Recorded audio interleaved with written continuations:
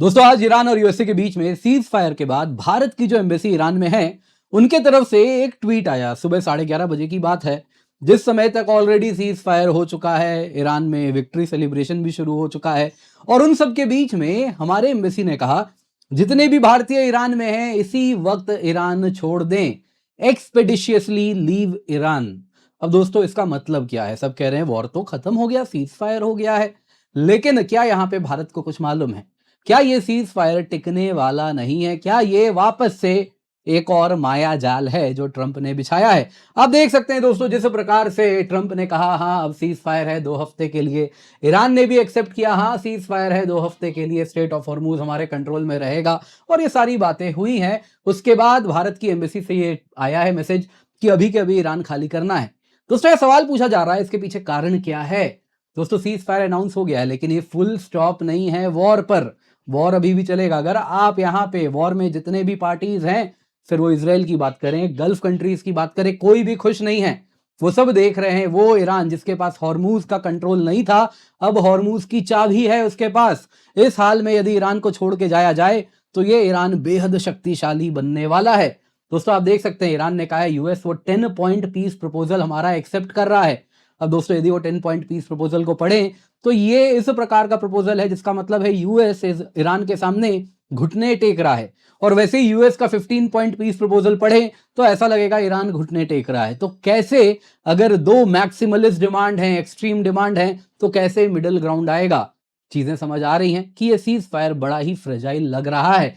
आज का दोस्तों सवाल है आप सभी के लिए, जिसमें से आपको मुझे बताना है कौन सी दूसरी वॉरिंग पार्टी है ईरान यूएसए वॉर में? चाइना, रशिया, इजराइल या मेक्सिको? दोस्तों बड़ा सिंपल सवाल है, कमेंट में आपको जवाब देना है। और इस प्रकार के दोस्तों यदि आप 50 सवाल का जवाब देंगे तो बहुत बड़ा इनाम है। जी हाँ, आपको मेरा एक काम करना है। क्या है वो काम? दोस्तों 40 करोड़ का आपके लिए स्कॉलरशिप लाए हैं, 8 लाख रुपए का कैश प्राइज है, ये सब आपको मिल सकता है। लेकिन आपको क्या करना है?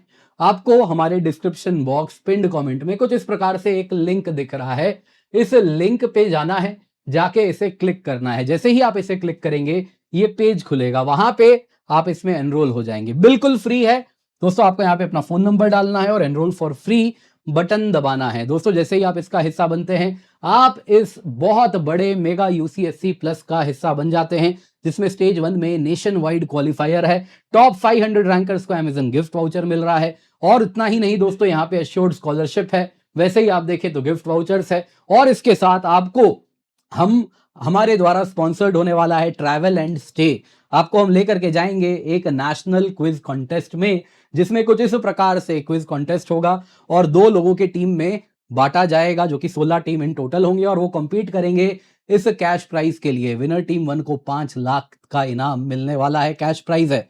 जी हाँ दोस्तों, आप सभी से अनुरोध है कृपया करके डिस्क्रिप्शन बॉक्स पिंड कमेंट में ये जो लिंक है इसमें आप एनरोल कर लें। अगर अब तक नहीं किए हैं, मुझे मालूम है बहुत सारे हमारे दर्शक हैं जिन्होंने ये नहीं किया है, तो कृपया करके आप ये एनरोलमेंट अभी के अभी कर लें।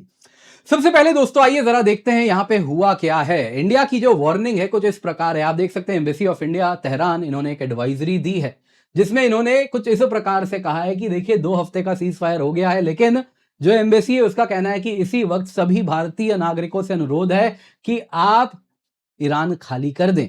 दोस्तों अगर आप देखें तो इसी एम्बेसी से ट्यूसडे को भी एक वार्निंग आई थी, एडवाइजरी आई थी, जिसमें कहा गया था कि अगले 48 घंटे आप इंश्योर करें कि आप जहां हैं वहीं रहें, पावर प्लांट और बाकी बिल्डिंग्स के करीब ना जाएं, नोइंग वेरी वेल एक बड़ा हमला हो सकता है। तो आप देख सकते हैं आज की एडवाइजरी कुछ इस प्रकार है। कल जो एडवाइजरी दी गई थी उसी के कंटिन्यूएशन में इंडियन नेशनल्स जो अभी भी ईरान में है उनको एडवाइस किया जाता है कि अभी के अभी ईरान छोड़ दें, एम्बेसी के साथ वार्तालाप करें, जो रूट्स बताई जा रही है उसके द्वारा आपको ईरान अभी का अभी छोड़ना है। वापस बताया जा रहा है कि इंश्योर करें कि किसी भी इंटरनेशनल लैंड बॉर्डर हमसे बिना पूछे, एम्बेसी से बिना कोऑर्डिनेट किए ना जाएं। ये नंबर्स भी दिए गए हैं और ये ईमेल भी है जिस पर आप संपर्क कर सकते हैं।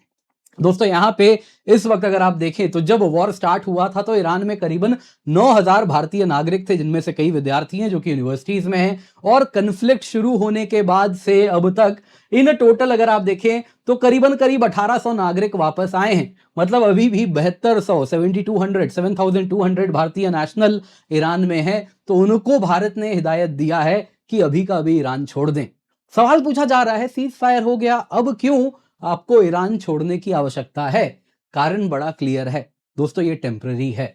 ये जो 10 पॉइंट प्लान है जिसमें आप देख सकते हैं ईरान ने क्या शर्तें रखी हैं, जिसको ट्रंप कह रहे हैं कि हम कंसिडर करेंगे, उसमें वो कह रहे हैं कि ईरान स्ट्रेट ऑफ हॉर्मुज के ऊपर कंट्रोल रखेगा, वो न्यूक्लियर एनरिचमेंट करेगा, यूरेनियम एनरिच करेगा, यानी न्यूक्लियर बॉम्ब बनाने का रास्ता खुला रहेगा, प्राइमरी सैंक्शन सेकेंडरी सैंक्शन हटा लिए जाएंगे, यूएसए को ईरान कॉम्पनसेशन देगा, यूएस कॉम्बैट फोर्सेस रीजन खाली करेंगे, हर फ्रंट पे वॉर खत्म होगा including Lebanon.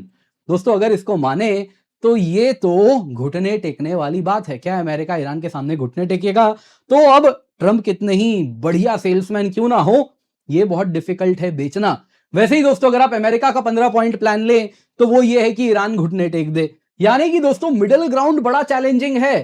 Temporary cease fire से लेकिन यूएसए को फायदा हो रहा है। हम सब जानते हैं यूएस के म्यूनिशंस कम हो चुके हैं, वो patriot air defence system south Korea से मंगवाया है, अन्य नेटो पार्टनर से मंगवाया है, और इस तरीके से एक बार ईरान के ऊपर 2 हफ्ते के लिए भी यदि वॉर क्लाउड्स हटते हैं तो ईरान में जो इंटरनल पावर टसल है वो जोर शोर से शुरू हो जाएगा। फिलहाल आईआरजीसी ने कमांड करके रखा है, लेकिन जैसे ही ये वॉर क्लाउड्स हटते हैं तो जो बाकी इलेक्टेड गवर्नमेंट है, जो चुने हुए लोग हैं, वो भी पावर पुश करेंगे, और जब ये पावर प्ले होगा तो बहुत बड़ी चांस है कि इसमें ईरान में अंदर में स्प्लिट हो।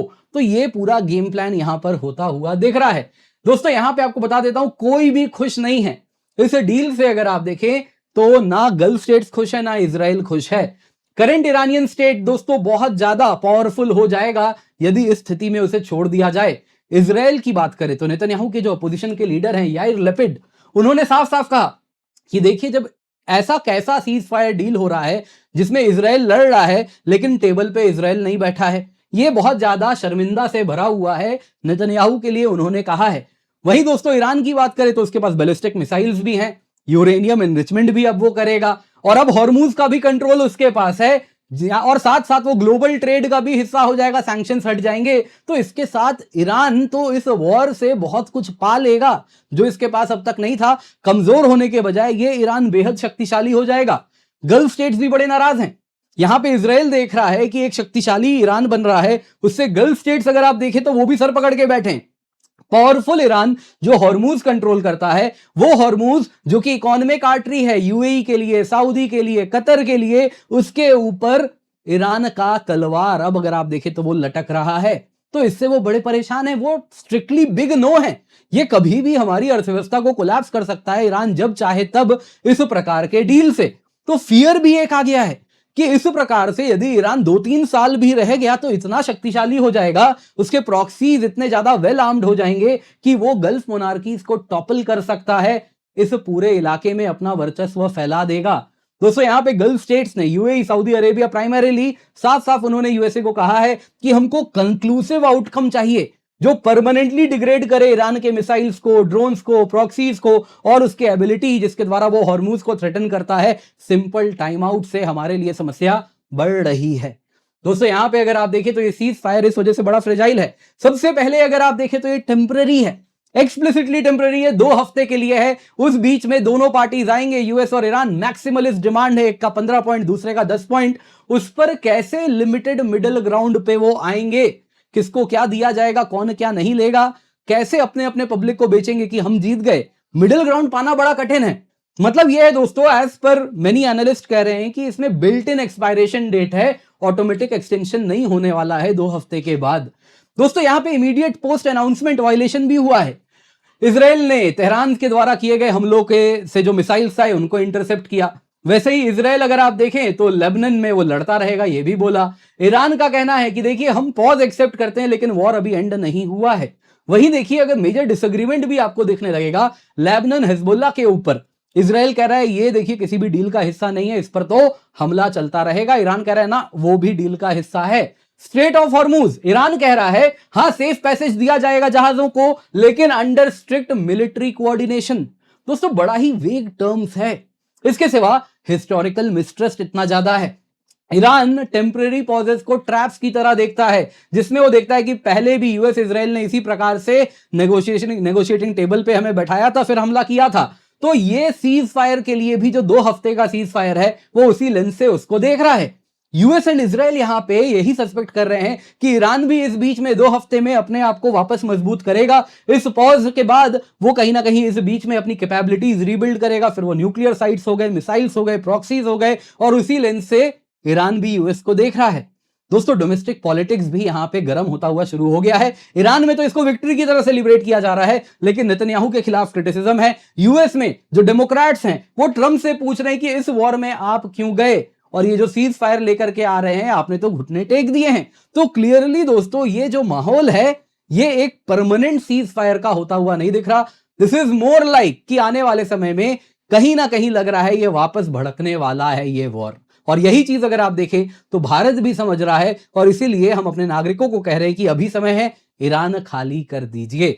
बाकी दोस्तों, आपको वापस याद दिलाना चाहूंगा, आपके लिए बेहद आवश्यक हम ऑफर लाए हैं। मेक श्योर आप जुड़े। 8 लाख का आपके लिए कैश रिवॉर्ड है, 40 करोड़ तक का स्कॉलरशिप है। क्या करना है, पिंड कमेंट या डिस्क्रिप्शन बॉक्स में आपको जो पहला लिंक दिख रहा है उस पर क्लिक करेंगे और जाके आप एनरोल करेंगे। जैसे ही बटन पे दबाएंगे आपके सामने ये पेज आ जाएगा, इस पे अपना फोन नंबर डालेंगे और आप बिल्कुल फ्री में एनरोल कर लें। जिन लोगों ने नहीं किया है, आपसे निवेदन है इस लिंक से जल्दी से जाएं, जाके एनरोल कर लें।